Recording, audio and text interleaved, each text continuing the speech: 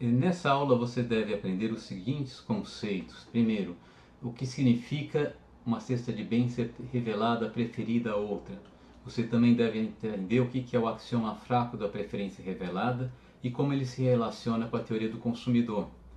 Você também vai aprender o que significa dizer que uma cesta de bens é indiretamente revelada preferida a outra e o que é o axioma forte da preferência revelada e como ele se relaciona com a teoria tradicional do consumidor.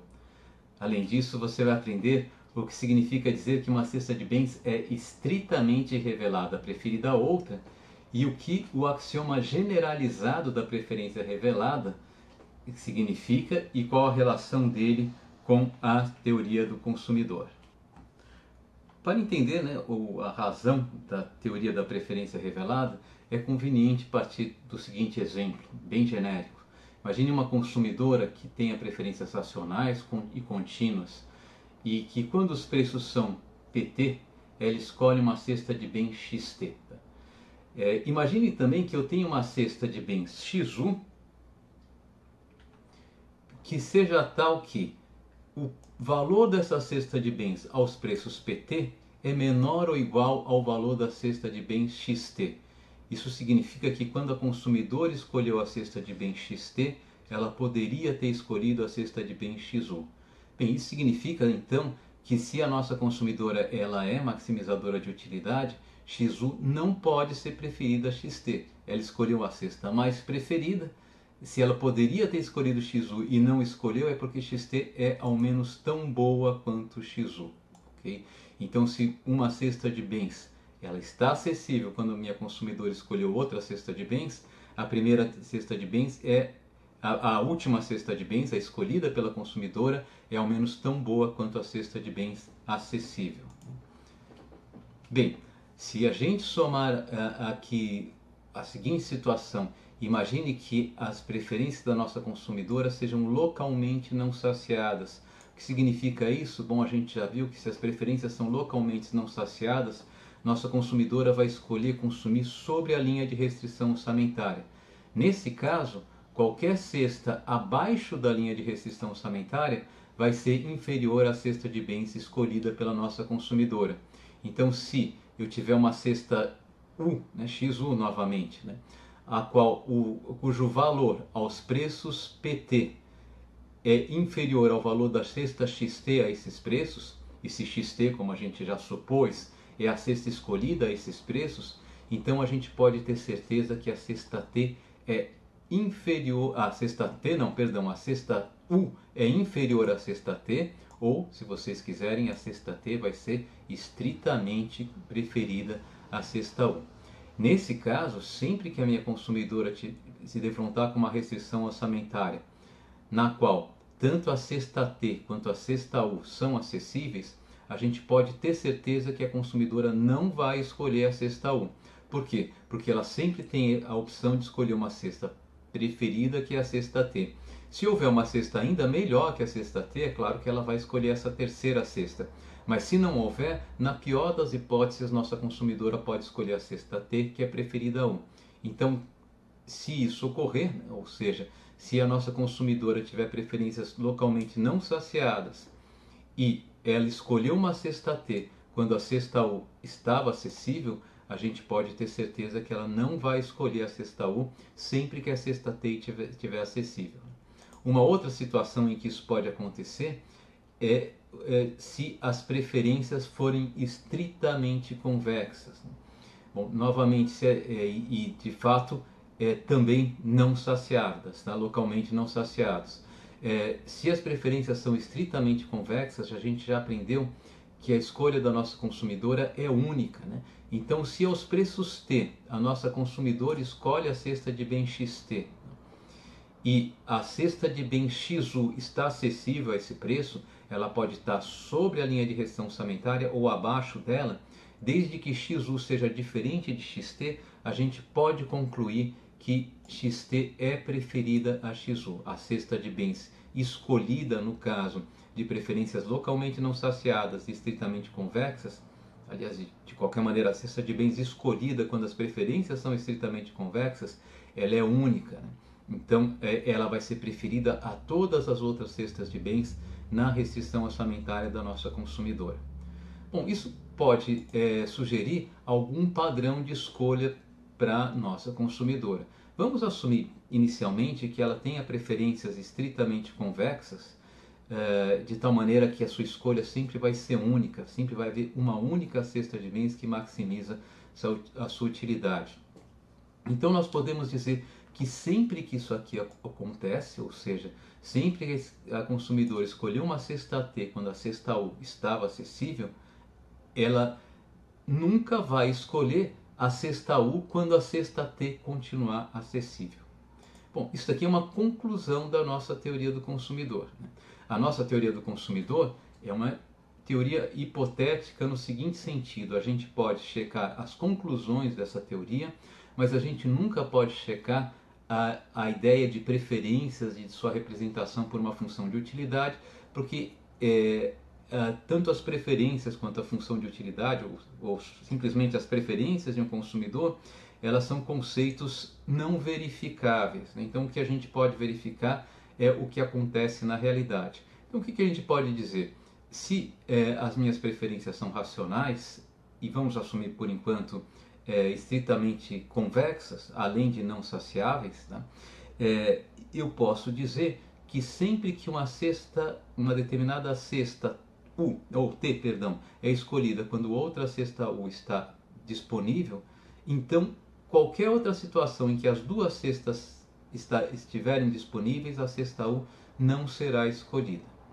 Bom, uma pergunta que a gente pode se fazer é a seguinte: será que eu consigo, fazendo hipóteses sobre o comportamento do nosso consumidor, gerar um consumidor que se comporta como se, né, ele tivesse uma estrutura de preferências racionais gerando esse comportamento? Ou seja, a pergunta que a gente pode se fazer é o seguinte: o que a nossa, em outras palavras, né, o que a nossa teoria tradicional do consumidor impõe de restrição ao comportamento do consumidor? E o que eu preciso impor de restrição ao comportamento do consumidor para que ele atue de forma condizente com a nossa teoria tradicional do consumidor? Essa é a pergunta que está por trás, né, da chamada teoria da preferência revelada. Então vamos começar definindo um conceito que é o conceito de preferência revelada, ok? Então eu vou dizer que uma cesta de bens XT é diretamente revelada preferida a uma cesta de bens XU, caso haja um vetor de preços PT ao qual a cesta escolhida é a cesta XT e o valor da cesta XU a esse vetor de preços é menor do que a cesta XT. Então eu vou dizer que a cesta de bens XT é revelada preferida à cesta de bens XU, caso a minha consumidora se defronte com o vetor de preços que a faz escolher a cesta XT quando ela poderia ter escolhido a cesta XU. Veja que essa definição não está implicando nenhuma hipótese sobre qual que é o padrão, ou quais são os pressupostos, o que está por trás da escolha da nossa consumidora. Essa observação, uma cesta de bens pode ser revelada preferida a outra, mesmo que a nossa consumidora não tenha preferências racionais ou que não se comporte de acordo com a nossa teoria clássica do consumidor. A definição de uma cesta de bens ser revelada preferida a outra é uma definição puramente empírica. Eu observo que quando a consumidora podia escolher a cesta T, ela podia escolher a cesta U, ela escolheu a cesta T. Mas, tecnicamente, talvez fosse melhor dizer que a cesta T foi escolhida em detrimento da cesta U, né? Porque revelada a preferida parece, né, sugerir a ideia de preferências, ok? Bem, o termo diretamente que eu coloquei aqui entre parênteses, tá? Ele é desnecessário, mas eu só coloquei aqui porque nós vamos mais para frente falar de uma cesta de bens ser indiretamente revelada a preferida a outra, ok? Bom, então vamos ficar com esse conceito. O que a gente viu no nosso slide anterior? Que se a nossa consumidora ela tem preferências racionais, completas, transitivas e estritamente convexas, sempre que uma cesta de bens é revelada a preferida a outra, por exemplo, sempre que a cesta XT é revelada a preferida a cesta XU, então a gente poderia deduzir que XT é preferida a XU, mas apenas no caso em que eu já saiba que a nossa consumidora tem preferências racionais, não saciáveis, contínuas e estritamente convexas. Tá? Caso eu não saiba disso, eu não posso concluir nada em termos de como a consumidora julga em termos de preferência XT em comparação a XU. Okay? Bem,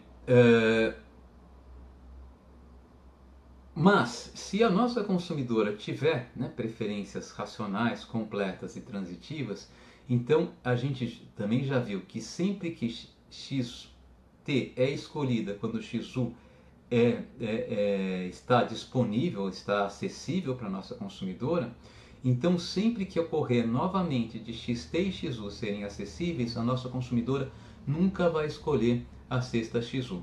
Isso deu origem ao chamado axioma fraco da preferência revelada. De fato, esse axioma ele tenta refletir esse padrão de comportamento, né, através de hipóteses diretamente sobre a escolha da nossa consumidora, sem fazer nenhum pressuposto de preferências que guiem essa escolha. Né? Ou seja, eu estou tentando gerar um padrão de escolha que é equivalente ao que seria gerado pela teoria clássica do consumidor, sem fazer nenhuma referência à ideia de preferências, de utilidade e assim por diante.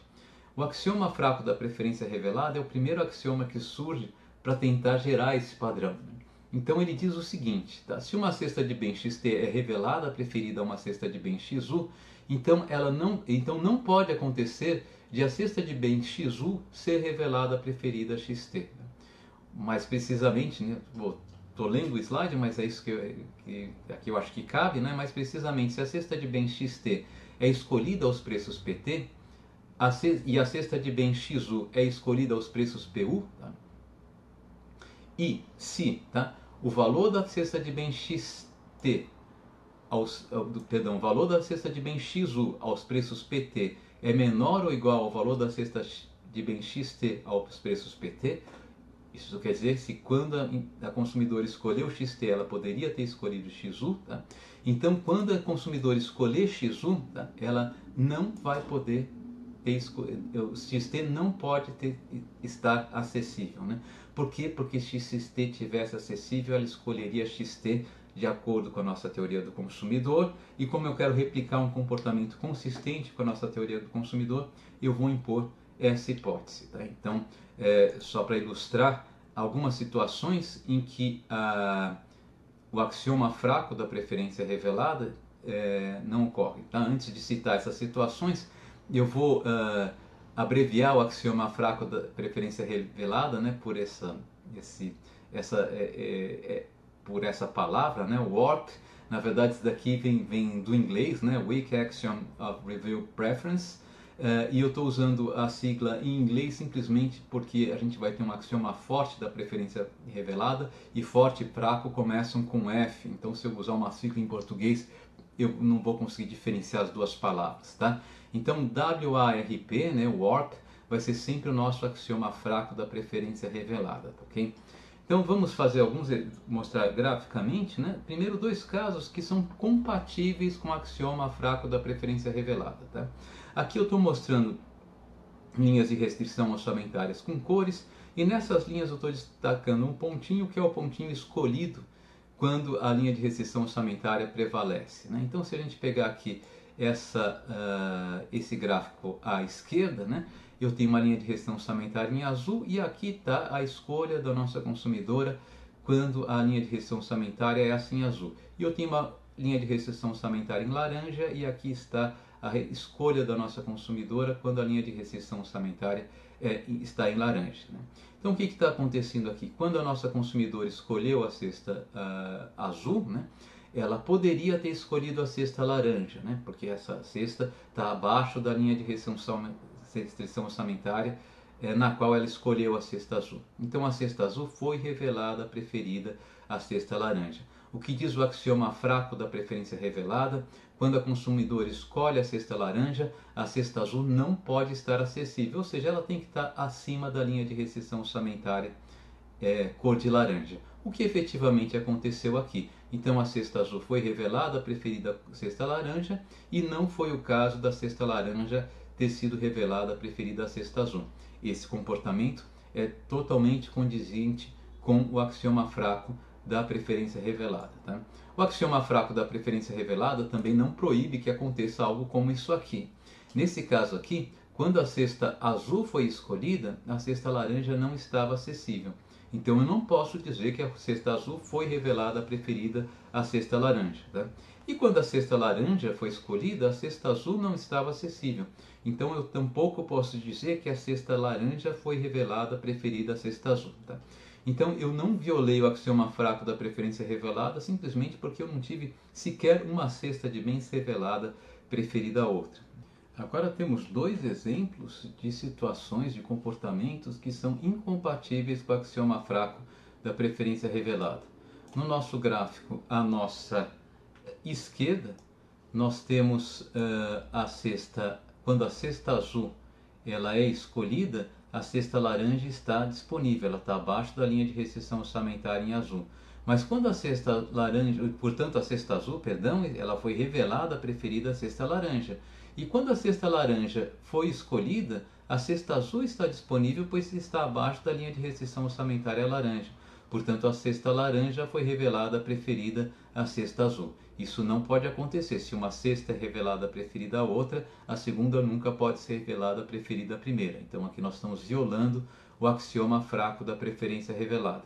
Algo similar acontece no nosso gráfico à direita, né? Quando a cesta azul ela é escolhida, a cesta laranja ela está acessível, né? Ela está exatamente sobre a linha de restrição orçamentária. Então, quando eu escolhi a cesta azul, eu poderia ter escolhido a cesta laranja. Portanto, a cesta azul foi revelada a preferida à cesta laranja. Mas quando a cesta laranja é escolhida, a cesta azul está acessível, porque a cesta azul está abaixo da linha de restrição orçamentária laranja. Né? Então, a cesta laranja também foi revelada a preferida à cesta azul, o que o axioma fraco da preferência revelada proíbe. Pois bem, uma pergunta que a gente pode se fazer é qual que é a relação que existe entre o axioma fraco da preferência revelada e a nossa teoria clássica do consumidor. Tá? Bem, o que nós podemos dizer é o seguinte: se eu tiver um consumidor maximizador de preferências, né, transitivas, localmente não saciáveis, contínuas e estritamente convexas, então a escolha desse consumidor sempre vai obedecer o axioma fraco da preferência revelada, conforme nós argumentamos no início dessa apresentação. Tá?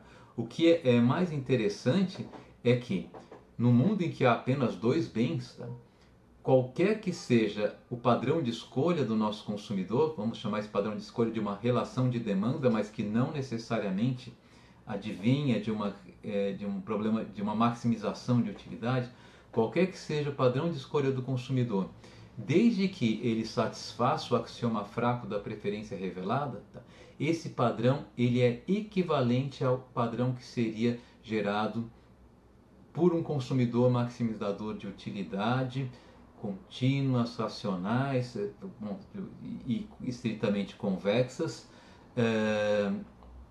desde que a gente encontre uma função de utilidade adequada, ou seja, eu consigo achar uma função de utilidade, tá? que se o consumidor tivesse essa função de utilidade, ele apresentaria o mesmo padrão que eu estou verificando empiricamente. Nós vamos dizer que essa função de utilidade ela racionaliza a demanda desse consumidor. Ela é a função de utilidade que torna essa demanda racional. Bom, então o que esse resultado nos diz é o seguinte, que assumir o axioma fraco da preferência revelada no mundo de dois bens é equivalente a assumir que o nosso consumidor, empiricamente equivalente a assumir que o nosso consumidor tem preferências completas, transitivas, contínuas, racionais, racionais sim, porque são completas e transitivas, né? Não saciadas, localmente não saciadas e estritamente convexas. Então eu vou ter uma equivalência entre o nosso modelo de comportamento do consumidor, um modelo um pouco restritivo, porque a gente está assumindo preferências estritamente convexas, tá? E o axioma fraco da preferência revelada. Isso no mundo de dois bens. Se a gente vai para o mundo de três bens, a coisa muda um pouquinho de figura. Isso ocorre porque o axioma fraco da preferência revelada não pode evitar a existência de uma certa circularidade nas escolhas quando eu tenho mais de três ou mais bens. Tá? Circularidade essa que é incompatível com a nossa teoria clássica do consumidor. Vamos ilustrar com um exemplo. Tá? Suponha que quando os preços são P0, tá? O nosso consumidor escolhe uma cesta de bens X0 que tem o preço P0, perdão, vamos voltar, né? Suponha que aos preços P0 igual a 3 para o bem 1, 1 para o bem 2 e 2 para o bem 3, tá? A esse preço, o nosso consumidor escolhe uma cesta X0 com uma unidade do bem 1, uma do bem 2 e duas do bem 3. Tá? Suponha que quando o preço muda para um vetor de preços P1 igual a 1,2,3, a escolha do nosso consumidor muda para uma escolha X1, que tem uma unidade do bem 1, duas do bem 2 e uma do bem 3. E quando o vetor de preços muda para R$ 2 para o preço do bem 1, 3 para o preço do bem 2, 1 para o preço do bem 3, a escolha do nosso consumidor muda para x2 igual a 2,1,1. Vamos ver o que a gente pode dizer a respeito dessa escolha em termos de preferência revelada. Né? Para isso, vamos para o quadro e vamos calcular, tá, o valor de cada uma dessas cestas de bens, tá, a cada um dos possíveis preços. Né? Então vamos primeiro calcular, tá, o preço da cesta X0 aos preços P0. Tá? Então eu vou calcular X0, né?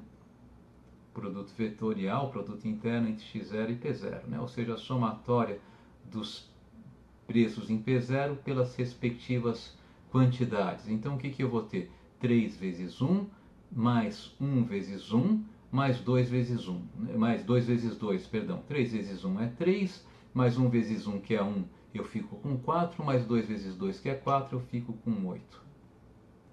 Então o valor da cesta de bens X0 ao preço P0 é 8. Qual que é o valor da cesta de bens X1 ao preço P0? O valor da cesta de bens X1 ao preço P0, está aqui a cesta de bens X1 e está aqui os preços P0. Né? Então eu vou multiplicar 3 vezes 1, que é 3, mais 1 vezes 2, que é 2, já estou com 5, mais 2 vezes 1, eu fico com um total de 7. Né? Então a cesta de bens X1 ao preço P0 vale 7. E o valor da cesta de bens X2 ao preço P0, o produto interno entre a cesta de bens X2 e o preço P0, vai ser 3 vezes 2, que é 6, mais 1 vezes 1, que é 1, 6 mais 1 é 7, mais 2 vezes 1, que é 2, 7 mais 2 é 9. O valor da minha cesta de bens X2 ao preço P0 é 9. Vamos calcular agora o valor de cada uma das cestas de bens aos preços P1. Né? Então, qual que é o valor da minha cesta de bens X0 ao preço P1, aos preços P1? Vai ser 1 vezes 1, que é 1, mais 1 vezes 2, que é 2, portanto 1 mais 2 é 3, mais 2 vezes 3, que é 6, 6 mais 3, 9. Então, a minha cesta de bens X0 aos preços P1, ela vale 9. Qual que é o valor da minha cesta de bens X1 aos preços P1? Novamente, eu vou pegar cada um dos preços e multiplicar pela respectiva quantidade. 1 vezes 1, que é 1, mais 2 vezes 2, que é 4, 1 mais 4, 5, mais 3 vezes 1, que é 3, 5 mais 3, 8. E o valor da cesta de bens X2 aos preços P1 é igual a 2 vezes 2 é 4, mais 3 vezes 1, que é 3, 4 mais 3, 7, mais 1 vezes 1, desculpem, estava olhando para o preço errado, né? O valor da cesta X2 ao preço P1, né? Então eu vou multiplicar o preço do bem 1 em P1, vezes a quantidade do bem 1 em X2, 1 vezes 2, que é 2, mais 2 vezes 1, que é 2, 2 mais 2, 4, mais 3 vezes 1, que é 3, 4 mais 3, 7. Então, a cesta de bens X2 aos preços P1, ela vale 7. Finalmente, vamos avaliar todas as cestas de bens, né, aos preços P2. Né? Então, o vetor de preços P2 está aqui, eu vou multiplicar pela cesta de bens X0. Então eu vou ficar com 2 vezes 1, que é 2, mais 1 vezes 3, que é 3, 2 mais 3 é igual a 5, mais 1 vezes 2, que é 2, 5 mais 2, 7. O valor da cesta de bens X0 aos preços P2 é 7.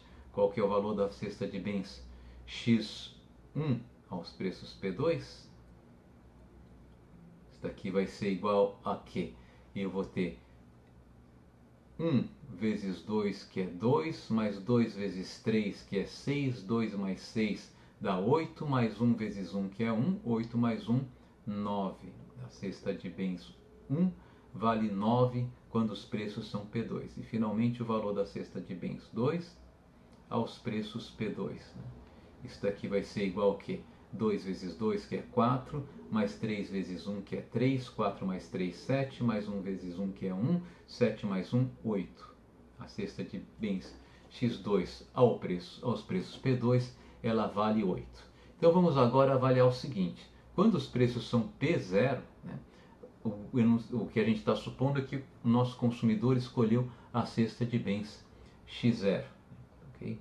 Então, qual era a outra cesta de bens que estaria disponível, né, aos preços P0, dado que a gente sabe que o nosso consumidor gastou R$8 para adquirir a cesta de bens X0? Bom, a cesta de bens 2 ele não poderia adquirir porque ela custaria R$9, né? Mas a cesta de bens 1 ele poderia adquirir porque ela custou R$7. Então a gente pode dizer que a cesta de bens X0 foi revelada preferida à cesta de bens X1. Okay? Quem mais que a gente pode dizer que foi revelada preferida a quem? Quando os preços são P1, tá? A cesta de bens X0 vale 9, mas a cesta de bens X1, que foi a cesta escolhida pelo nosso consumidor, ela vale 8. Né? Então, quer dizer, aos preços aos quais nosso consumidor adquiriu a cesta de bens X1, ele não poderia adquirir a cesta de bens X0. A cesta de bens X0 não foi revelada preferida à cesta de bens 1. Eu não tive violação do axioma fraco da preferência revelada. Tá? E a cesta de bens X2, ela poderia ser adquirida porque ela custaria R$7 e o nosso consumidor ele adquiriu a cesta de bens X1 a um custo de 8. Então a cesta de bens X1 foi revelada preferida à cesta de bens X2. E quando os preços são 2, o que acontece? O valor da cesta X0 aos preços P2 é igual a 7. E a cesta de bens que é adquirida pelo nosso consumidor aos preços P2, que é a cesta X2, vale 8. Ou seja, com o valor que ele destinou para adquirir a cesta X2, ele poderia ter escolhido a cesta de bens X0. Então a cesta de bens X2 foi revelada preferida à cesta de bens X0. Tá? A cesta de bens X1, tá? Ela ficou mais cara do que a cesta de bens X2, ela custou R$9, enquanto a cesta de bens escolhida custou R$8. Então não é o caso da cesta de bens X2 ter sido revelada preferida à cesta de bens X1. Apenas estas comparações em termos de preferência revelada foram obtidas. Tá? Veja que nós não violamos aqui o axioma fraco da preferência revelada. A cesta de bens X0 foi revelada preferida à cesta de bens X1, mas a cesta de bens X1 não foi revelada preferida à cesta de bens X0. A cesta de bens X1 foi revelada preferida à cesta de bens X2, mas a cesta de bens X2 não foi revelada preferida à cesta de bens X1. E a cesta de bens X2 foi revelada preferida à cesta de bens X0, e a cesta de bens X0 não foi revelada preferida à cesta de bens X1. É exatamente isso aqui que nós temos no slide, tá? Eu estou simplesmente repetindo o que a gente concluiu no nosso quadro negro, né? A cesta de bens X0 foi revelada preferida à cesta de bens X1 e não foi o caso da cesta de bens X1 ter sido revelada preferida a X0. A cesta de bens X1 foi revelada preferida à cesta de bens X2. Não foi o caso da cesta de bens X2 ter sido revelada à cesta de bens X1. E a cesta de bens X2 foi revelada preferida à cesta de bens X0 e não foi o caso da cesta de bens X0 ter sido revelada preferida a X1. Mas se a gente aninha essas preferências reveladas, nós vamos chegar ao seguinte alinhamento. A cesta de bens x0 foi revelada preferida à cesta de bens x1, que foi revelada preferida à cesta de bens x2, que por sua vez foi revelada preferida à cesta de bens x0. Então, a cesta de bens x0 foi revelada preferida a x1, que foi revelada a x2, que foi revelada a x0, que foi revelada preferida a x1, que foi revelada preferida a x2, que foi revelada preferida a x0, e assim ad infinitum. Nós caímos em uma circularidade. Bom, essa circularidade não ocorre quando a gente assume as hipóteses da teoria clássica do consumidor, da nossa teoria tradicional do consumidor. Então, se eu quero impor restrições ao comportamento do consumidor para que ele se comporte como previsto pela nossa teoria tradicional do consumidor, eu vou ter que proibir que tal tipo de circularidade ocorra. Antes de fazer isso, vamos introduzir um novo conceito, né, que é o conceito de uma cesta de bens ser indiretamente revelada preferida a outra. Tá? Suponha que eu tenho uma série de cestas de bens, tá? E com essa propriedade, tá? x0 foi revelada preferida a x1, x1 foi revelada preferida a x2, x2 a x3 e assim por diante, tá? Até que eu chego numa última cesta de bens em que eu vou ter xt-1 revelada preferida a xt. Então eu tenho uma cadeia de preferências reveladas de x0 para x1, de x1 para x2, de x2 para x3 e assim por diante até de xt-1 para xt. Tá? Nesse caso aqui, eu não posso dizer que x0 foi revelada preferida a x2, por exemplo. Né? Ela não foi diretamente revelada preferida a x2. O que eu estou dizendo aqui é que quando x0 foi escolhida, o nosso consumidor poderia ter escolhido x1. Mas eu não estou dizendo que ele poderia ter escolhido x2. Mas eu estou dizendo que quando ele escolhe x1, ele poderia ter escolhido x2. Então, quando eu coloco em cadeia, né, essa sequência de uma cesta de bens ser revelada preferida a uma segunda, que é revelada preferida a uma terceira e assim por diante, eu vou dizer que a primeira cesta de bens, tá, ela é indiretamente revelada preferida, tá, a terceira, a quarta e assim por diante. Né? Então, x0 vai ser indiretamente revelada preferida a x2, a x3, a xt e assim por diante. Tá? Um exemplo pode ser, a gente pode retomar exatamente aquele nosso exemplo de comportamento circular que nós usamos no slide anterior, né? E então suponha que eu tenha essas três cestas de bens escolhidas, né? Esses três vetores de preço. É o mesmo exemplo, exatamente o mesmo exemplo numérico que nós fizemos agora há pouco. Né? O que nós vimos? Nós vimos que a cesta de bens x0 é revelada preferida à cesta de bens x1, né? Simplesmente porque quando eu escolho x0 eu gasto R$8 e eu poderia comprar x1 com R$7. Então, se eu escolhi x0 em detrimento de x1, a gente diz que a x0 foi revelada preferida a x1. Né?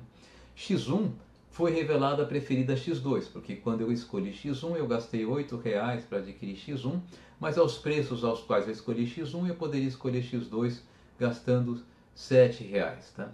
Então eu vou dizer que x0, tá? Embora não tenha sido diretamente revelada preferida a x2, a cesta x0 foi indiretamente revelada preferida a x2. Tá? E o que o nosso axioma fraco da preferência revelada vai proibir é que quando x0 foi indiretamente revelada preferida a x2, x2 seja diretamente revelada preferida a x0, que era o que estava acontecendo no nosso exemplo, que gerava uma circularidade de escolhas. Né? Então, basicamente, o axioma forte da preferência revelada, eu vou usar, né, a sigla SARP, Strong Axiom of Revealed Preference, assim, novamente porque forte e fraco começam com a mesma letra, então vou usar a sigla em inglês, tá?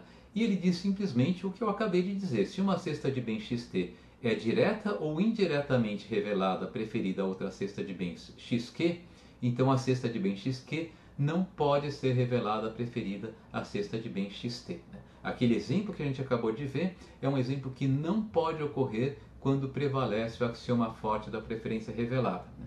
O axioma forte da preferência revelada implica o axioma fraco da preferência revelada. Né? A gente diz que ele é um axioma forte porque ele é mais restritivo que o axioma fraco. Né? E a função desse axioma é proibir, no caso em que eu tenho mais de dois bens, que eu caia naquela circularidade de comportamento do nosso consumidor. Bem, será que com esse axioma eu consigo fazer uma equivalência entre o comportamento? Será que, colocando de outra maneira, será que um consumidor que se comporte de acordo com esse axioma, ele tem um comportamento que é compatível com a nossa teoria tradicional do consumidor? E a resposta é sim, né?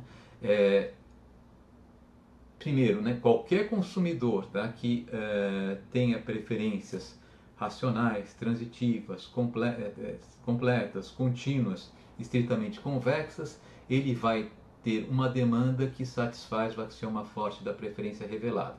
E o mais interessante é o caminho de volta, né? Qualquer padrão de escolha, né, qualquer função de demanda observada, né, que satisfaça o axioma forte da preferência revelada, ela pode ser gerada por uma determinada função de utilidade, né, que representa preferências completas, transitivas, localmente não saciáveis e estritamente convexas. Tá?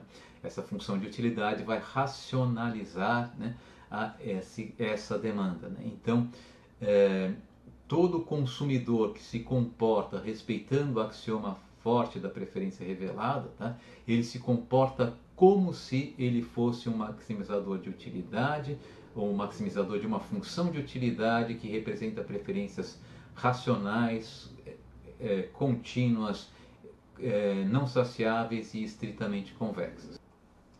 Caso, por exemplo, nós tenhamos uma consumidora com preferências racionais, localmente não saciáveis, mas que não sejam estritamente convexas, o que pode acontecer é que ela apresente para uma determinada linha de restrição orçamentária haja múltiplas escolhas ótimas, né? Múltiplos equilíbrios. Tá?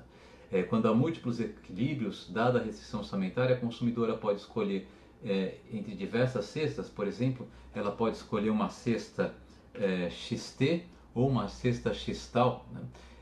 E se a restrição orçamentária se repetir, ela pode ora escolher a cesta XT, XT vai ser revelada a preferida XTAL, ora ela pode escolher a cesta XTAL e XTAL vai ser revelada a preferida XT. Essa consumidora ela vai violar o axioma forte da preferência revelada, mas ela não tem, o comportamento dela não tem nada de inconsistente, né, com o comportamento previsto na teoria do consumidor. Tá? Aqui eu fiz um esboço de um desenho, né, que ilustra isso. Né? Suponha que essa linha em vermelho, né, ela tá uma linha meio sinuosa porque minha mão é trêmula, mas imagine que seja uma linha reta, seja a linha de restrição orçamentária, e essas curvas em azul, as curvas de indiferença da nossa consumidora. Né? A curva de indiferença mais alta, que ainda tem ponto em comum com a linha de restrição orçamentária, ela coincide com essa linha de restrição orçamentária ao longo de todo um segmento. Né? Então eu peguei aqui dois pontos nesse segmento, tá? XT e XTAL. A nossa consumidora pode escolher XT e pode escolher XTAL. Se eu verificar duas vezes essa mesma consumidora com essa mesma linha de restrição orçamentária, pode ser que eu verifique na primeira vez que ela escolheu XT e conclua que XT foi revelada a preferida XTAL. E na segunda vez eu perceba que ela escolheu XTAL e conclua que XTAL foi revelada a preferida XT. Pelo axioma, essa consumidora estaria violando o nosso axioma forte da preferência revelada e também o nosso axioma fraco da preferência revelada, né? Mas o comportamento dela não é nada inconsistente com a teoria usual do consumidor, desde que eu abrande a hipótese de convexidade estrita. Então o que a gente pode se perguntar é se a gente pode permitir, por exemplo, múltiplos equilíbrios e ainda, né, fazer uma abordagem ao estilo das preferências reveladas, né? E a resposta é sim, né? Para isso a gente vai ter que introduzir mais um conceito, né? Que é definir o que a gente entende por uma cesta de bens ser estritamente revelada, preferida a outra, né? E nós vamos dizer que uma cesta de bens XT, por exemplo, é estritamente revelada, preferida a uma cesta de bens XQ, caso quando eu escolhi XT, XQ era mais barata do que XT, né? Ou seja, se eu escolhi XT sobre a minha linha de restrição orçamentária, XQ vai estar abaixo da minha linha de restrição orçamentária, ok? veja que é mais difícil uma cesta de bens ser estritamente revelada preferida a outra do que uma cesta de bens ser revelada preferida a outra, né? Por exemplo, aqui no nosso gráfico, assumindo que a nossa consumidora tenha escolhido a cesta de bens XT, né? A cesta de bens XT foi revelada preferida à cesta de bens XTAL, mas ela não foi estritamente revelada preferida à cesta de bens XTAL, simplesmente porque XTAL não está abaixo da linha de restrição orçamentária. A cesta de bens XT teria sido revelada preferida a uma cesta de bens como esta aqui, XQ, que está estritamente abaixo da linha de restrição orçamentária, tá? O que a gente pode fazer agora é impor, né, nas nossas preferências reveladas, tá? Desculpe, dei uma viajada aqui pelo meu desktop, né? Impor as nossas preferências reveladas, tá? Que o seguinte axioma, né? Se uma cesta de bens XT é direta ou indiretamente revelada preferida a uma outra cesta de bens XQ, então não pode ser o caso de que XQ seja estritamente revelada preferida a XT. Vamos voltar ao nosso exemplo aqui. XT foi revelada preferida a XTAL, tá?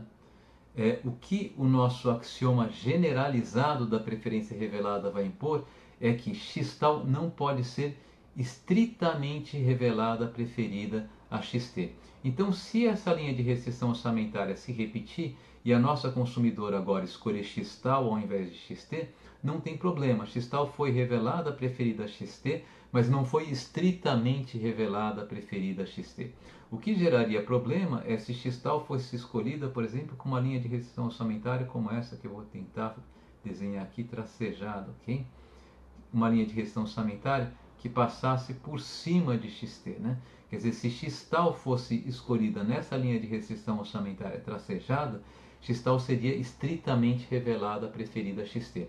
Isso o nosso axioma generalizado da preferência revelada vai proibir, ok? Então, com esse axioma generalizado da preferência revelada, nós impomos aos nossos consumidores um comportamento que condiz com a nossa teoria tradicional do consumidor, assumindo-se hipóteses relativamente brandas, né? Quais sejam preferências completas, transitivas, contínuas e localmente não saciadas, tá? Mas eu não imponho mais nenhum tipo sequer de convexidade ao comportamento do nosso consumidor. Então, o nosso próximo resultado é esse, né? A demanda de qualquer consumidor que otimiza preferências completas, transitivas, localmente não saciáveis e contínuas obedece o axioma generalizado da preferência revelada. Observe que qualquer demanda que obedeça ao axioma forte da preferência revelada também vai obedecer o axioma generalizado da preferência revelada, né? Mas nem toda demanda que obedeça o axioma generalizado da preferência revelada obedece ao axioma forte da preferência revelada. Então, nosso axioma generalizado da preferência revelada é um pouquinho mais brando que o axioma forte da preferência revelada. Bem, o que é interessante é que o caminho de volta também vale para o axioma generalizado da preferência revelada. Para qualquer função de demanda que satisfaça o axioma generalizado da preferência revelada, existe uma função de utilidade representando preferências completas, transitivas, localmente não saciáveis, tá? Mas não preciso colocar nenhuma restrição sobre convexidade dessas preferências, né? Para qual, né, tal função de demanda é a solução do problema de maximização de utilidade. Então eu consigo novamente racionalizar qualquer comportamento de consumidor que satisfaça o axioma generalizado das preferências reveladas, assumindo que ele tem preferências, determinadas preferências, né, que sejam completas, transitivas e localmente não saciáveis, ok? Muito bem. Bom, como que nós usamos, né, a preferência revelada nas aplicações práticas, né? Muitas vezes a gente usa a preferência revelada nas aplicações práticas assumindo que efetivamente essas preferências reveladas são manifestações de preferências existentes no consumidor e usando de fato, assumindo então que o nosso consumidor ele é maximizador de utilidade, usando as propriedades da preferência revelada apenas para checar, né, para tentar fazer algum tipo de análise de bem-estar ou de consistência do comportamento do consumidor. NumPack usualmente é isso que vai acontecer, né? Quando caem questões envolvendo preferência revelada, essas questões em última instância estão pressupondo que o consumidor seja um maximizador de preferências, tá? Então, usualmente nas aplicações que a gente vai ter para NumPack acontece isso, tá? Claro, em novas provas da NumPack sempre fiquem atentos, né, para o tipo de questão para ver se é pertinente continuar assumindo isso, né, que eu estou falando em preferências reveladas, mas já pressupondo um consumidor maximizador de utilidade. Então vou pegar um exemplo que de fato foi um item da questão 2 da NumPack de 2009, né, que pede para determinar se é verdadeiro ou falso a seguinte afirmação. Ela diz que um indivíduo com renda de R$ 12, tendo que escolher combinação dos bens X e Y, comprou a cesta 4,8, ou seja, 4 unidades do bem X e 8 do bem Y, quando os preços dos dois bens era de R$ 1 por unidade. Quando o preço do primeiro bem caiu para 50 centavos e do segundo subiu para R$ 4, ele comprou a cesta com 8 unidades do bem X e 2 do bem Y. Daí ele afirma que somente com essa informação não podemos saber se ele está melhor na segunda situação.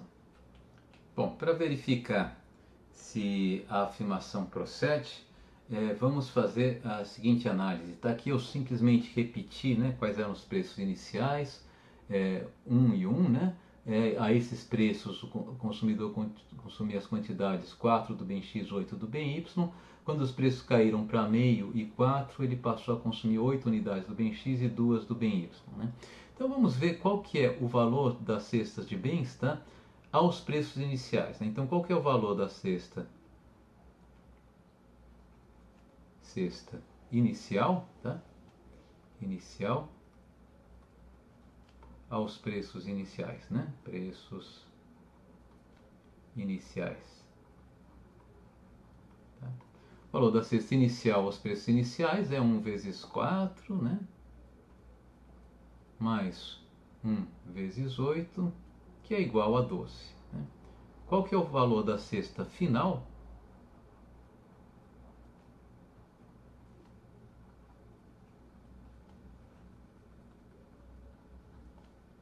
Aos preços também iniciais. Eu quero saber se a cesta inicial é revelada, preferida à cesta de bens final. Né? O valor da cesta de bens final, que tem 8 unidades do bem 1 e 2 unidades do bem 2, aos preços iniciais, que são 1 e 1, né? Vai ser simplesmente 1 vezes 8, mais 1 vezes 2, que é igual a 10, né? Que é menor do que 12, né? O valor da cesta de bens inicial aos mesmos preços. Né? Então a gente pode dizer que a cesta de bens inicial é revelada a preferida, foi revelada a preferida, né? A cesta de bens final.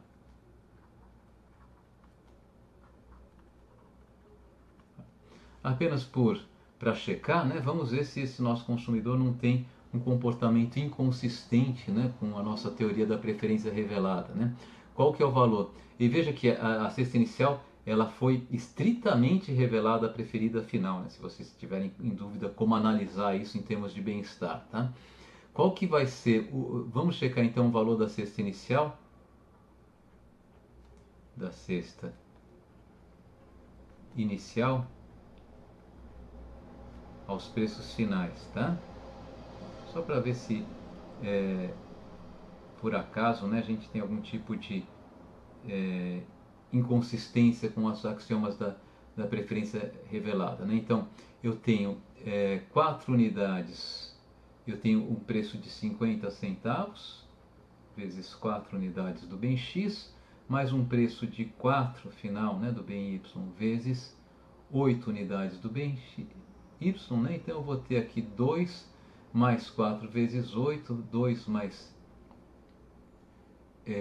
2 mais 32 igual a 34, correto? E qual que é o valor da cesta de bens final?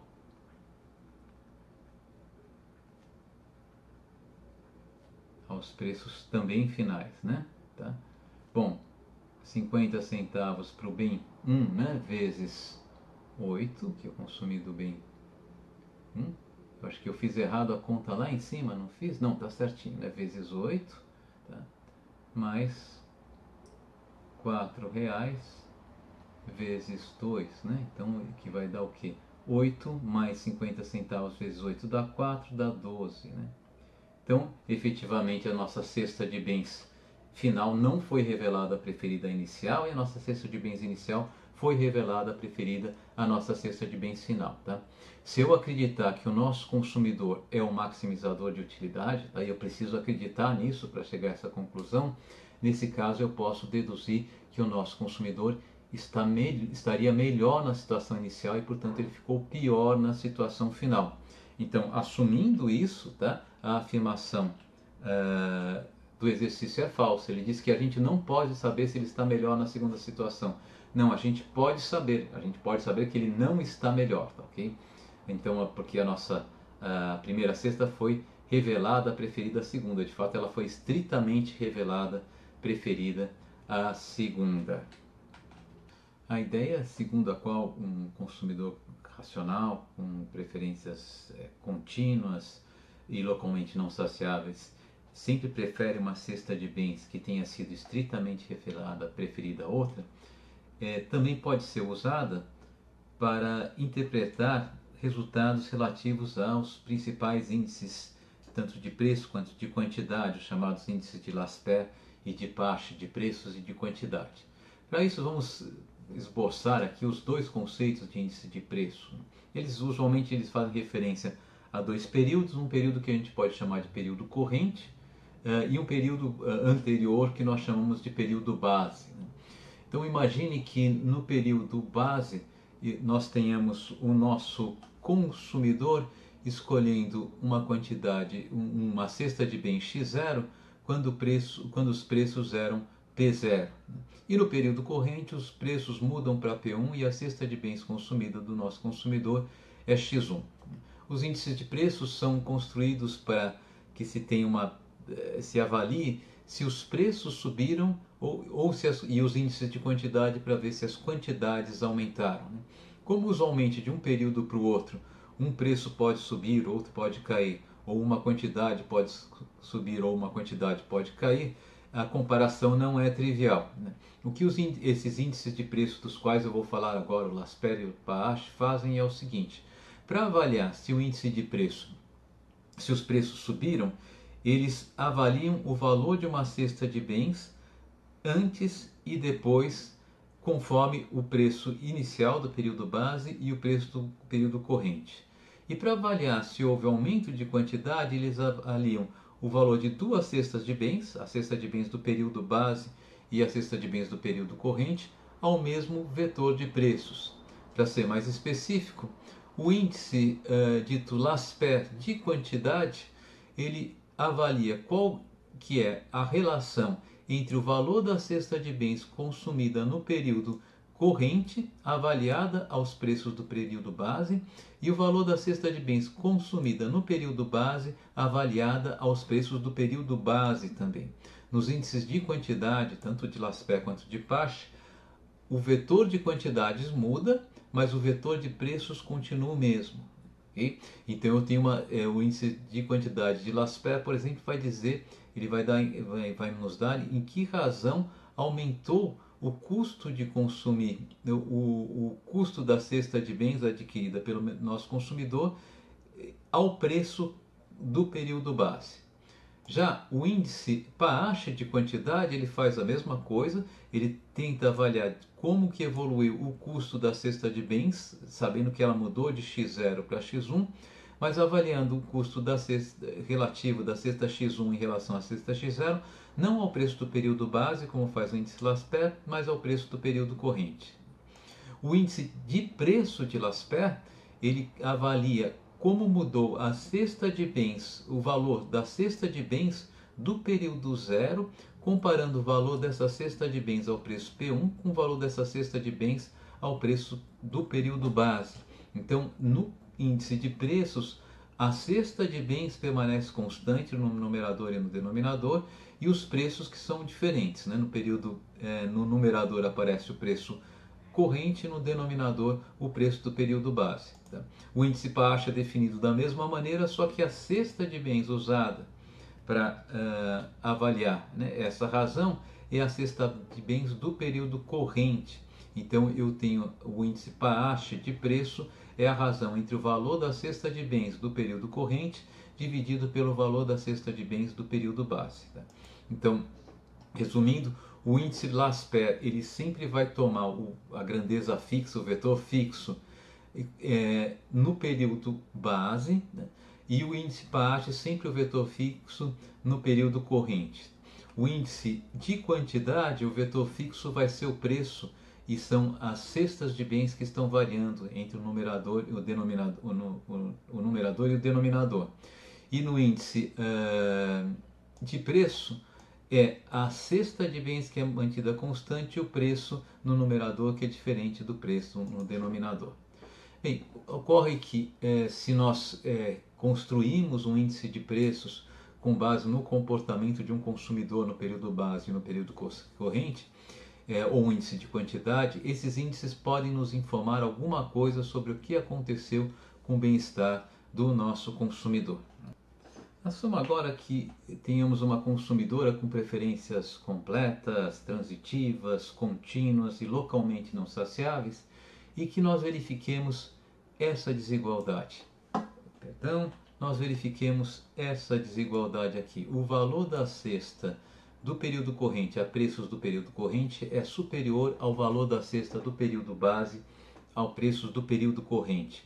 Isso indica que a cesta de bens do período corrente foi estritamente revelada, preferida à cesta de bens do período base.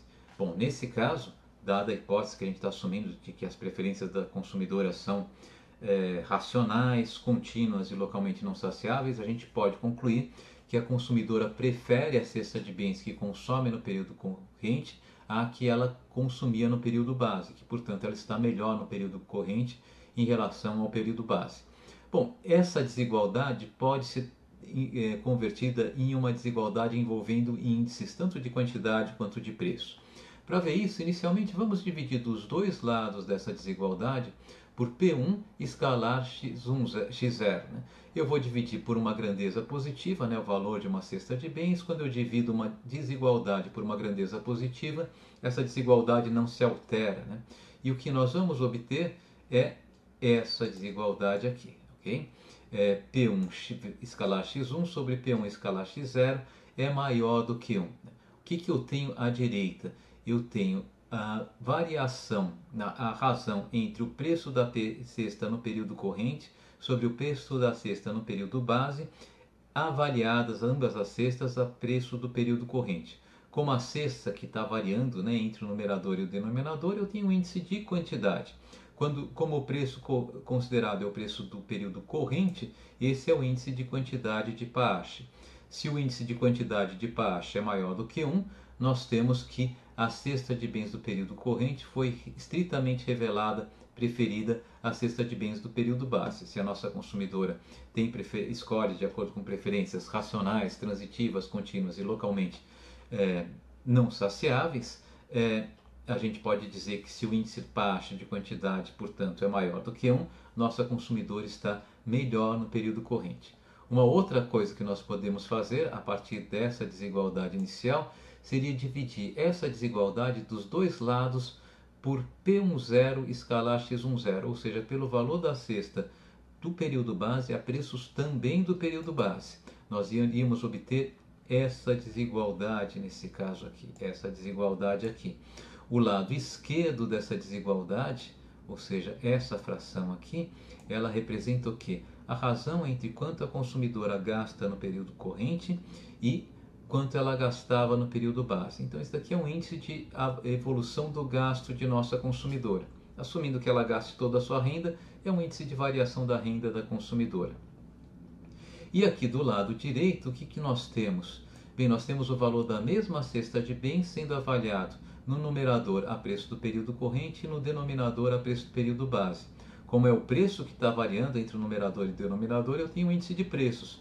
E como eu estou considerando as quantidades do período base, eu tenho o índice de preços de Laspers, né? Então, se a razão entre o gasto no período corrente e o gasto no período base for maior do que o índice Laspers de preços, eu também posso concluir que a nossa consumidora está melhor no período corrente. Tá? Usualmente, se eu assumir que a consumidora gaste toda a sua renda, eu vou dizer se a razão entre a renda corrente e a renda no período base for maior do que o índice Laspers de preço, nosso consumidor está melhor no período corrente. Nós podemos fazer algo similar, considerando a situação na qual a nossa consumidora estaria melhor no período base. Isso aconteceria, continuando com a hipótese de que a nossa consumidora ela escolhe baseada em preferências racionais, contínuas e localmente não saciadas, aconteceria caso o valor da cesta de bens do período base a preços do período base fosse superior ao valor da cesta de bens do período corrente a preços do período base, de tal maneira que no período base, embora ela tenha escolhido a cesta de bens do período base, caso ela quisesse, ela poderia escolher a cesta de bens do período corrente. Poderia escolher com folga, né? Isso quer dizer que a cesta de bens do período base, nessa situação, seria estritamente revelada preferida à cesta de bens do período corrente, e dado que estamos supondo que as preferências da nossa consumidora são racionais, contínuas e localmente não saciáveis, isso significa que a cesta de bens do período base é preferida à cesta de bens do período corrente, ou seja, que a nossa consumidora estava melhor no período base comparativamente ao período corrente. Bem, vamos dividir agora dos dois lados dessa desigualdade por essa expressão aqui, né? O valor da cesta de bens do período corrente a preços do período base. Tá? E inverter os lados, nós vamos ficar com essa desigualdade. A razão entre o valor da cesta de bens a preços do período da cesta de bens do período corrente avaliada a preço do período base e a valor da cesta de bens do período base avaliada também a preço do período base é menor do que 1. O que nós temos aqui? Bom, nós temos a razão entre o valor de duas cestas de bens. No numerador nós temos o valor da cesta de bens do período corrente, no denominador o valor da cesta de bens do período base, e as duas cestas estão avaliadas ao mesmo preço, portanto nós temos um índice de quantidade. Como o preço é o preço do período base, nós temos o chamado índice Laspers de quantidade. Caso o índice Laspers de quantidade seja menor do que 1, vale essa condição e a nossa consumidora estava melhor no período base comparativamente ao período corrente. Bom, similarmente ao que fizemos no outro caso, nós podemos também trabalhar essa desigualdade dividindo dos dois lados pelo valor da cesta de bens a preço do período corrente. Aqui eu vou fazer isso no quadro porque eu acho que vale a pena fazer alguns passos intermediários, né? Então lembre que eu estou com essa desigualdade, né? O valor da cesta de bens no período corrente é menor do que o valor da cesta de bens do período corrente a preços do período base é menor que o valor da cesta de bens do período base a preços do período base, né? Então vamos escrever aqui essa desigualdade inicial. O valor da cesta de bens do período corrente a preço do período base é menor do que o valor da cesta de bens do período base a preços também do período base, né? Vamos dividir dos dois lados dessa desigualdade pelo valor da cesta de bens do período corrente a preços do período corrente. De novo, eu vou dividir por uma grandeza positiva. Os dois termos da desigualdade são positivos, eu não altero o sinal dessa desigualdade. Então, eu vou ter P0 escalar x1 dividido por P1 escalar x1 é menor do que P0 escalar x0 dividido por P1 escalar x1. Tá?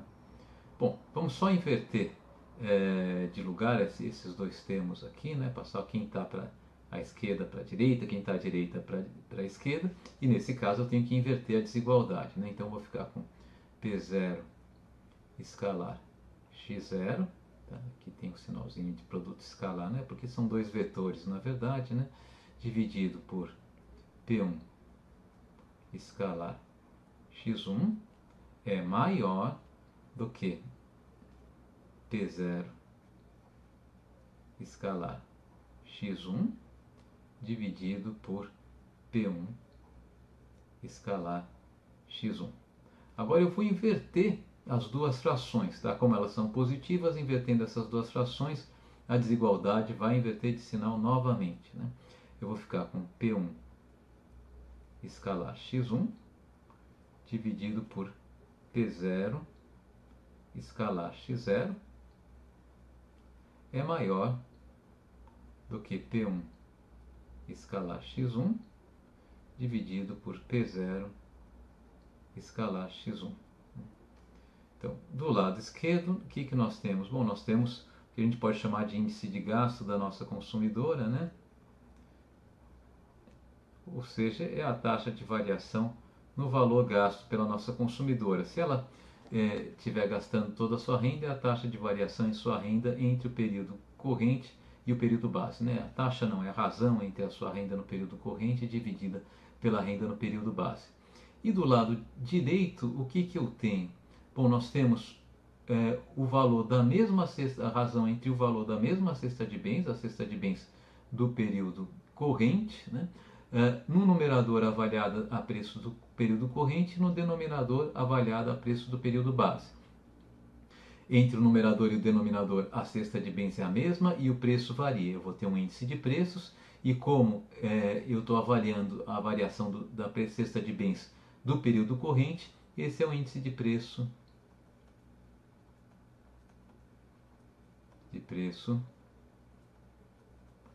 de Pasch.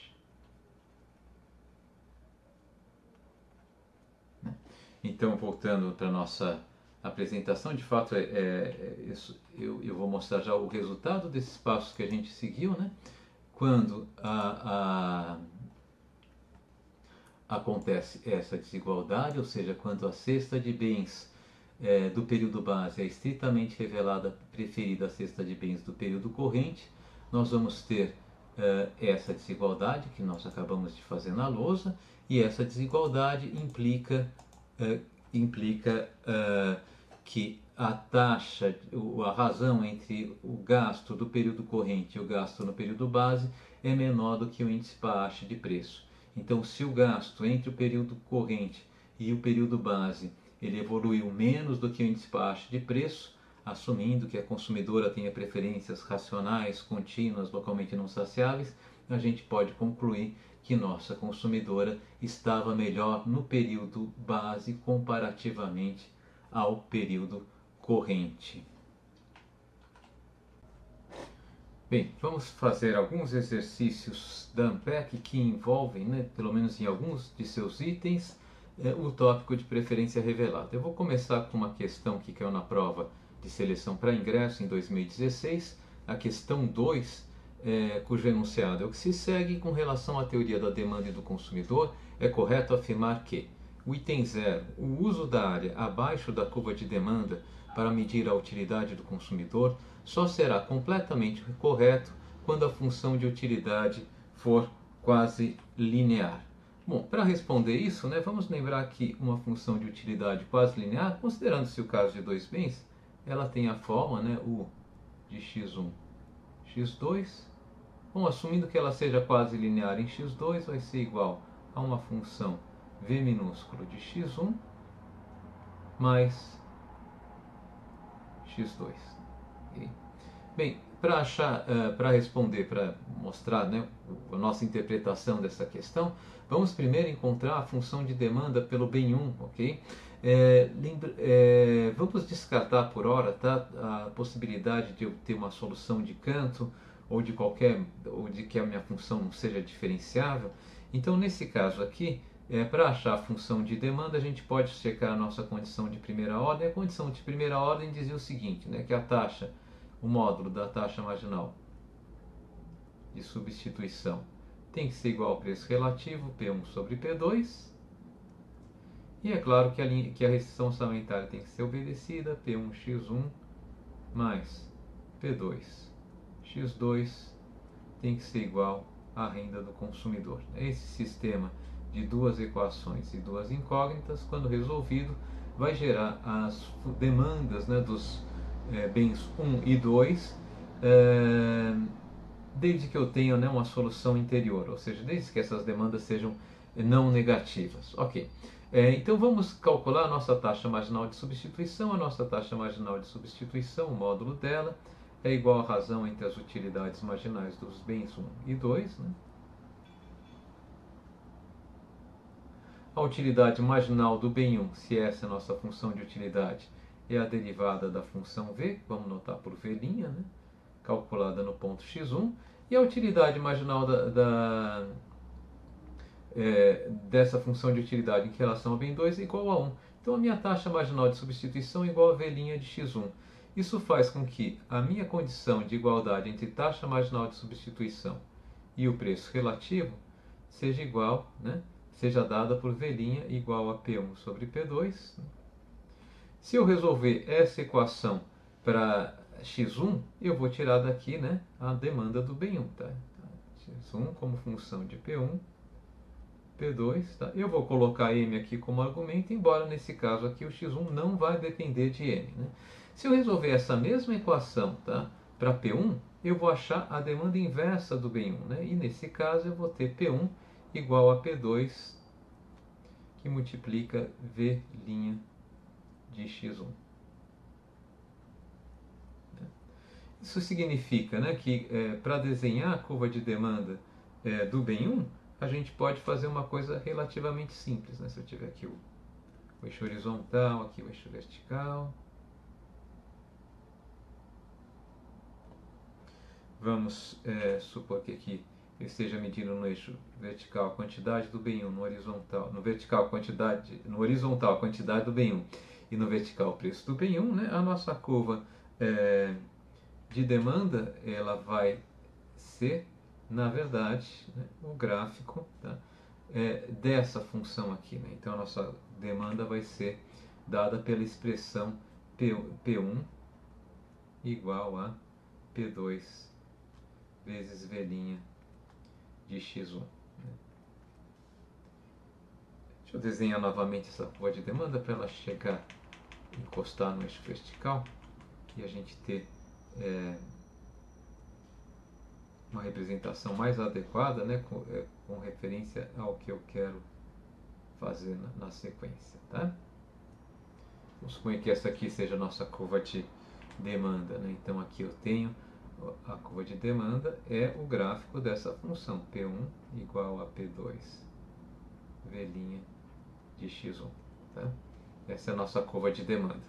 Bom, se eu quiser calcular, tá? Se eu calcular a área sob a curva de demanda até uma determinada quantidade do bem 1, né? Então suponhamos que eu queira calcular a área sob a curva de demanda até x1 zero, essa área aqui. Bom, essa área aqui pode ser pensada como a integral dessa função. Né? Então isso daqui é a integral de 0 até x1 zero da função P1 de x1, né? dx1, ou seja, a integral de 0 até x1 zero de P2 V' de x1 dx1 igual a P2. O P2 é uma constante, pode ser retirado para fora da integral. Integral de 0 até x1 zero de V' de x1 dx1, que é igual a P2, que multiplica a integral de 0 até x1 zero de V' de x1 é V de x1, V de x1 zero, menos V de zero, né? Que nós estávamos assumindo que V de zero era igual a zero, né? Bom, vou colocar aqui menos V de zero. Isso daqui vai ser, portanto, igual a P2 vezes V de x 10. Tá? Então, o que acontece quando a gente calcula essa integral, né? A gente vai ter, tá, uma parte da nossa função de utilidade calculada em x0, tá? Multiplicada por P2, né? Enfim, qual que é a utilidade que eu tenho quando eu consumo x10? Bom, vai depender de quanto eu estou consumindo do bem 2 também, né? Então, de uma maneira geral, a utilidade do consumidor vai ser U de x10. Esse zero só para dizer que eu estou calculando em um ponto específico, né? x10, x20, vai ser igual a... Bom, a gente pode usar a nossa função de utilidade mesmo, né? V de x10 mais x2, né? Vou chamar essa área aqui de A, tá? Só para dar um nome para ela, tá? Então, isso aqui vai ser P2, A sobre P2, porque veja que A é igual a P2 vezes V de x10, né? Então, V de x10 é A sobre P2 mais x2, tá? Então, quando eu não tenho solução de canto, o que acontece é que a utilidade do consumidor ela pode ser expressa como função da área abaixo da curva de demanda, né? É claro que só como função da área abaixo da curva de demanda daquele bem, né, para o qual as preferências não são quase lineares, né? E eu somo a quantidade do outro bem no qual as preferências são quase lineares, né? Bem, esse resultado aqui ele não pode ser generalizado quando a gente considera a possibilidade de solução de canto quando o consumo do bem 2 é igual a zero, né? Se o consumo do bem 2 é igual a zero a partir de um determinado nível de preço, o que vai acontecer é algo mais ou menos como isso aqui. Vou desenhar só aqui um esboço.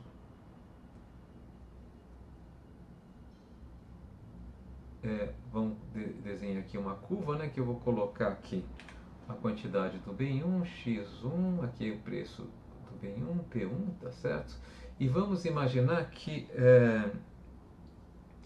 tudo corra bem, perdão, acho que eu fiz que tudo corra bem até um determinado ponto, no seguinte sentido, até esse ponto aqui, tá? A minha função de demanda é dada por aquela expressão P1 igual a P2 vezes V' de x1. Tá? Mas a partir desse ponto, a quantidade demandada do bem 1 cresce tanto que eu vou ter que, se eu continuar igualando, determinando a quantidade demandada do bem 1 com base na condição de igualdade da taxa marginal de substituição ao preço relativo, eu vou ter que gastar mais do que toda a minha renda para adquirir o bem 1. Então, a partir desse preço aqui, né, vamos supor que então, eu tenho uma demanda muito elástica do bem 1, para preços abaixo desse nível de preço, vamos chamar isso aqui de P1 til, por exemplo, né, aqui eu tenho um X1 til, para preços abaixo de P1 til, eu começo a gastar, eu vou ter que gastar mais do que toda a minha renda para consumir o bem 1. Né? Então, a partir desse ponto aqui, o que vai acontecer é que a minha curva de demanda ela vai ter que ser limitada ao máximo que eu posso comprar do bem 1. De tal maneira que eu vou passar a ter uma curva de demanda com essa cara aqui, né? Enfim, graficamente minha mão eu não estou desenhando com muita precisão, né? Mas o que acontece, a minha curva de demanda a partir desse ponto passa a ser tal que x1 igual a m sobre P1, ou isolando para P1, para ficar com a função de demanda inversa, P1 igual a m sobre x1. Né? Então, e se eu continuasse com a minha antiga curva de demanda, ela ficaria mais para cima. Né? Então, se eu calcular a área da minha curva de demanda, por exemplo, para uma quantidade muito elevada do consumo do bem 1, tá? x1 chapéu, digamos, tá? Essa área aqui, abaixo da minha verdadeira curva de demanda, ela é menor do que o valor da função V calculada, P2 vezes o valor da função V calculada em x1 chapéu, porque esse valor seria dado por essa área. Deixa eu pegar uma outra cor aqui para desenhar essa área aqui, por exemplo, essa cor aqui está boa, tá? por essa área aqui, né, seria a área sobre a antiga curva de demanda, tá? Eu estou pintando aqui em branco, né? Uma cor mais branca, mais gelo. Deixa eu voltar aqui, botar uma cor mais que destaca melhor essa área aqui. Eu estava querendo uma cor azul, mas sim. Agora sim, eu acho que ela vai parecer mais azul, né? Vamos lá. Tá? Então essa área toda aqui é a área, né, que corresponde a P2 vezes V de X1 chapéu. Tá? Se eu pegar a área abaixo da curva de demanda, que é aquela área que havia ficado no tom mais bege, né, mais claro, como esse aqui, né, essa área aqui, marcada por esse tom, não era P2 vezes V de X1 chapéu, tá? Ela é menor do que P2 vezes V de X1 chapéu. Então, se eu estiver contemplando a possibilidade de solução de Cantor, não mais necessariamente, né, a área abaixo da curva de demanda ela vai representar adequadamente a nossa função V, né, multiplicada por uma constante nesse caso aqui. Tá? Então vamos voltar ao nosso enunciado. Eu acho que a gente já pode responder de fato e comentar que, na minha opinião, esse enunciado aqui ele é bastante confuso, né? Ele disse: o uso da área abaixo da curva de demanda para medir a utilidade do consumidor. Com que ele quer dizer com o uso da área abaixo da curva de demanda para medir a utilidade do consumidor? Bom, e depois ele fala: só será completamente correto quando a função de utilidade for quase linear, né? Se o enunciado quer dizer que a gente pode usar essa área e mais alguma informação para dizer qual que é a utilidade do consumidor, o enunciado está quase correto, né? Ele só deixa de levar em consideração, como eu comentei, aquela possibilidade de solução de Cantor, né? Então, se ele diz que, porque o que a gente viu, que a utilidade do consumidor é a área abaixo da curva de demanda dividida pelo preço do bem 2 mais a quantidade consumida do bem 2, né? Okay? Porque essa quantidade não aparece na curva de demanda do bem 1, né? Okay? Então, se essa foi a intenção, a gente pode dizer que o enunciado está correto. Tá? Se ele quer dizer que a área abaixo da curva de demanda ela é exatamente igual à utilidade do consumidor, o enunciado está errado. Tá? Bom, eu já sei a resposta, né? E possivelmente se eu estivesse fazendo essa prova, eu ficaria em dúvida entre colocar verdadeiro, porque parece que é essa a intenção. Enfim, as pessoas às vezes não conseguem ser muito rigorosas quando querem expressar uma ideia formal em português corrente, né? Mas eu ficaria em dúvida entre colocar verdadeiro ou deixar em branco a questão. Tá? O enunciado, o gabarito deu verdadeiro, né? Então se a gente colocasse verdadeiro aqui, acertaria essa questão.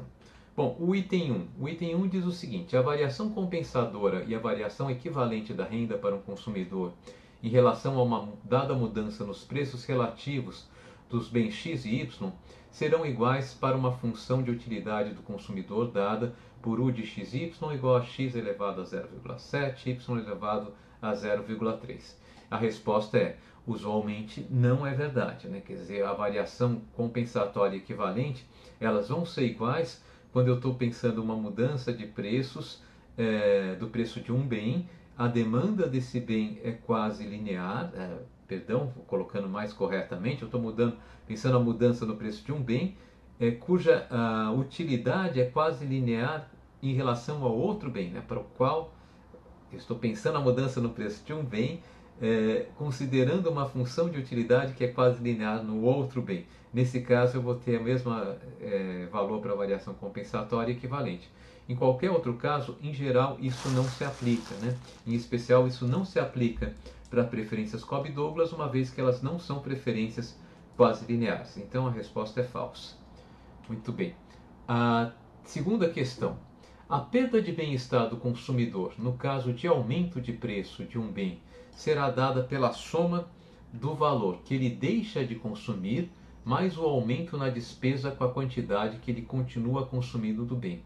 Bom, a primeira dúvida aqui, o que o examinador quer dizer com o valor que ele deixa de consumir? Né? Possivelmente é o valor das unidades do bem que ele deixou de consumir. Então vamos pensar um pouquinho nessa questão. Eu desenhei aqui três figuras, né, representando uma curva de demanda em vermelho, né? E uma variação no preço do bem 1 de P10 para P1, né? De tal maneira que a quantidade demandada caiu de X10 para X1, ok? Bem, vamos então tentar interpretar o que o enunciado está dizendo, né? A perda de bem-estar constitui na soma, vou colocar lá de novo o enunciado para a gente ver, pela soma do valor que ele deixa de consumir mais o aumento na despesa com a quantidade que ele continua consumindo do bem, né? Então, qual que é o aumento na despesa da quantidade que ele continua consumindo do bem? Bom, ele continua consumindo essa quantidade x1. Antes ele consumia x10, ele reduziu a quantidade, mas a quantidade que ele consumia antes, x11, ele continua consumindo, né? Então isso daqui vai ser dado por essa área aqui. Aqui é o aumento na despesa da quantidade que ele continua consumindo do bem. Isso aqui é verdade nos 3 diagramas, né? Eu fiz 3 diagramas porque a outra parte da frase ela é de uma interpretação ambígua. Então eu vou colocar aqui 3 possíveis interpretações, né? Então a outra parte ele diz que o restante corresponde o valor que ele deixa de consumir do bem, né? O valor do que ele deixa de consumir do bem. Qual que é o valor do que ele deixou de consumir do bem? Bem, a gente pode pensar aqui em 3 possibilidades. Ele deixou de consumir essa quantidade, x10 menos x11. O valor ele pode ser avaliado ao preço final, então seria essa área aqui. Ele pode ser avaliado ao preço inicial, que nos daria essa área aqui. E uma outra possibilidade, vamos assumir que as preferências sejam quase lineares para facilitar o nosso raciocínio. Uma outra possibilidade seria o valor que o consumidor atribui a essa quantidade que ele consome, as unidades que ele consome entre x11 e x10. Esse valor é dado pela área abaixo da curva de demanda entre essas duas quantidades, que seria essa área aqui. Bem, qual que foi a perda de bem-estar do nosso consumidor, ainda assumindo, né, que as preferências sejam quase lineares. Deixa eu pegar aqui um tom bem amarelo para marcar isso aqui, tá? Bom, a perda de bem-estar vai ser a área entre as linhas de preço, trêmula, né?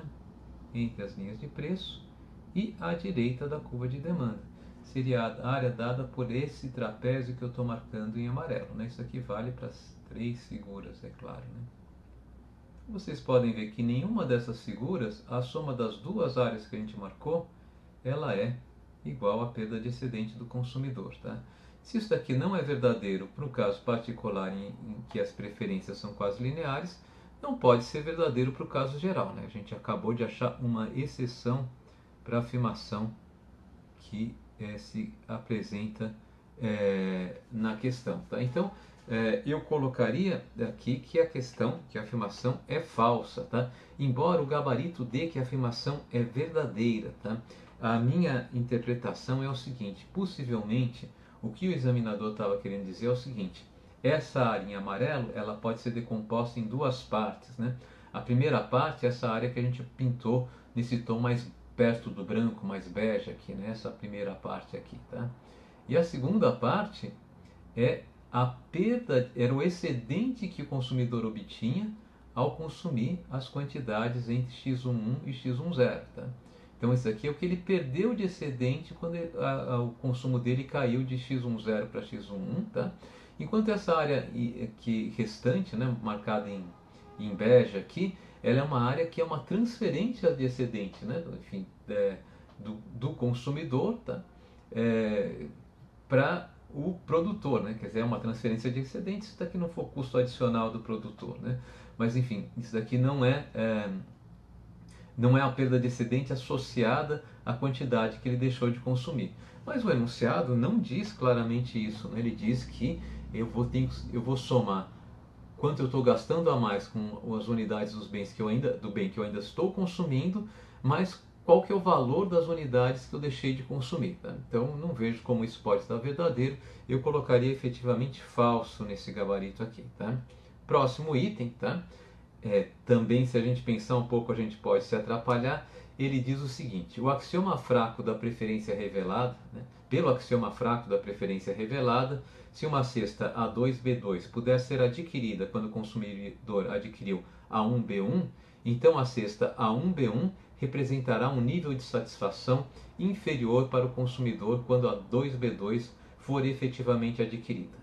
Bem, a princípio, o axioma fraco da preferência revelada é um axioma sobre comportamento e não sobre como o consumidor compara as cestas, mas sim sobre como ele escolhe. Então ele não está impondo nenhuma coisa sobre satisfação do consumidor, ele só está dizendo o seguinte: se quando eu escolhi a 1B1 e a 2B2 estava acessível, então quando eu escolhi a 2B2, a 1B1 não pode estar acessível. Tá? Então, a princípio, eu não poderia concluir nada. Mas, evidentemente, o que o examinador quer dizer é o seguinte, que uma consequência, ou talvez em virtude do fato de que um consumidor com preferências estritamente convexas, irracionais e contínuas, ele atende o axioma fraco da preferência revelada, quando uma cesta A1B1 é escolhida e a cesta A2B2 poderia ter sido escolhida, então a gente pode concluir que a A1B1 seria preferida à A2B2 e não o contrário. Né? Então ele está dizendo que a cesta A1B1 representará um nível de satisfação inferior para o consumidor quando a cesta A2B2 for efetivamente adquirida. É falso, né? O nosso consumidor, ele revelou, abre aspas, que prefere a 1B1. Tá? Muito bem, então aqui estamos com gabarito. A próxima eu também vou colocar com gabarito, embora eu ache que ela peca por um pouquinho de falta de rigor. Né? Ele diz o seguinte: o consumidor não terá comportamento maximizador se ele violar o axioma fraco da preferência revelada. A rigor, isso aqui não é verdadeiro. Por quê? Porque se o consumidor não tiver preferências estritamente convexas, eu posso ter uma situação em que eu tenho equilíbrios múltiplos. Né? E como a gente falou, então nesse caso, se a mesma linha de restrição orçamentária se repetir mais de uma vez, é possível que numa primeira vez eu escolha uma cesta, numa segunda vez eu escolha uma outra cesta. Né? Vamos chamar a primeira cesta escolhida de cesta A e a segunda cesta escolhida de cesta B. Né? Quando eu escolho a cesta A e a cesta B está disponível, está sobre minha linha de restrição orçamentária, eu vou dizer que a A foi revelada preferida a B. Quando eu escolho a cesta B, né, quando a mesma linha de restrição orçamentária se repete, eu vou dizer que B foi revelada preferida a A. Né? Isso violaria o nosso axioma fraco da preferência revelada. Né? Que extensão a gente fez para a teoria da preferência revelada para que essa situação fosse compatível com essa teoria? A gente teve que passar para o axioma generalizado, o axioma geral da preferência revelada, né? Que diz que se A foi revelada preferida a B, B não pode ser estritamente revelada preferida a A. Né? Mas, enfim, se eu me ativer exclusivamente ao axioma fraco da preferência revelada, um consumidor com preferências, por exemplo, né, não estritamente convexas, ele poderia violar esse axioma. Tá? Porém, né, lembrando que o livro-texto da prova é o Varian, né, e que o Varian ele assume implicitamente a hipótese de convexidade estrita, a gente poderia colocar verdadeiro. Né? Também seria uma boa questão para a gente pular. O gabarito deu verdadeiro, tá? Mas ele não é uma resposta inteiramente rigorosa, né? Colocar que isso aqui é verdadeiro. Né? A próxima questão caiu na prova de 2013. O enunciado é o que se vê aí, né? Considerando que o axioma fraco da preferência é atendido e que o comportamento do consumidor pode ser captado através de índices de Laspers e Pache definidos em relação a um período base e um período t posterior, é correto afirmar que, item 0, se o índice de quantidade de Laspers for menor do que 1, o consumidor está melhor no período t do que no período base. Bem, o índice de quantidade de Laspers menor do que 1, um índice de quantidade menor do que 1 indica que eu tive uma redução média no consumo de quantidade, né? O que só pode indicar é uma piora, né, e nunca uma melhora, tá? Então, se o índice de quantidade é menor do que 1, pode ser que isso indique uma piora, né? Se a gente for para o nosso slide onde a gente viu isso, né, a gente viu que quando o índice de quantidade de Laspers é menor do que 1, tá certo? A nossa consumidora, ela vai estar pior, tá certo? Ela está pior no período corrente quando o índice de quantidade de Laspers é menor do que 1, né? E não o que afirma o enunciado do exercício de que ela está melhor. Portanto, nossa afirmação é falsa, né? Item 1. Se o índice de quantidade de pH for maior do que 1, o consumidor melhorou no período T em relação ao período base, né? Com efeito, esse foi o resultado ao qual a gente chegou quando analisou, né, as condições nas quais a cesta de bens consumida no período corrente é revelada preferida à cesta de bens preferida no período base, né? O índice pH de quantidade, nesse caso, deveria ser maior do que 1. Né? Então, portanto, podemos dizer que a afirmação está correta. O item 2 afirma que no índice de preço de Laspers utilizamos como pesos as quantidades do período base. Bem, o enunciado aqui é um pouco confuso porque não fica muito claro o que o examinador pretende dizer com pesos, né? Se ele pretende dizer que calculamos o índice de preço de Laspers como um índice de evolução do custo de aquisição da cesta de bens caracterizada pelas quantidades consumidas no período base, isso é verdadeiro. O problema é que pode gerar confusão, porque quando ele usa a palavra pesos, parece que ele está falando em alguma coisa como uma média ponderada, né? E no caso do índice de preço de Laspers, ele pode efetivamente ser expresso como uma média ponderada, como eu vou mostrar rapidamente aqui para vocês.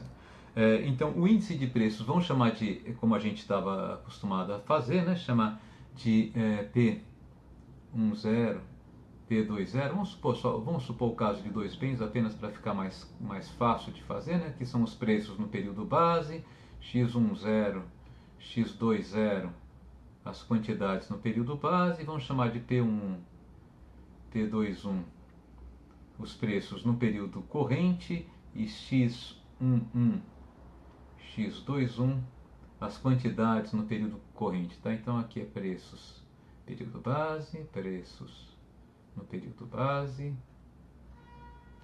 aqui preços no período corrente, quantidades